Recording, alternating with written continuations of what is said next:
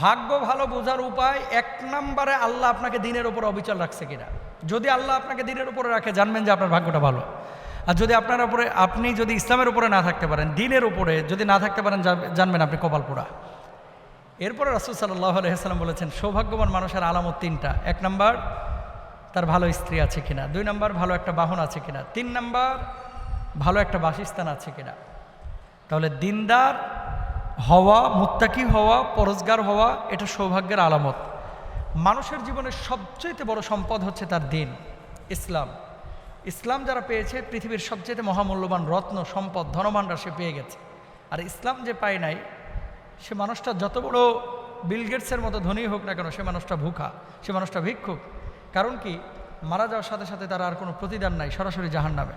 আর মুমিন সে রিকশাওয়ালা হলেও মারা যাওয়ার সাথে সাথে সে আল্লাহর জান্নাতের ফয়সালা তার ব্যাপারে হবে।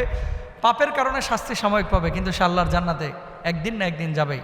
এই জন্য ইমানের দৌলত আমাদেরকে সবার খেয়াল করা উচিত এবং সবার জীবনে ইমানের দৌলত গ্রহণ করা উচিত। আল্লাহ বুঝদান করুন।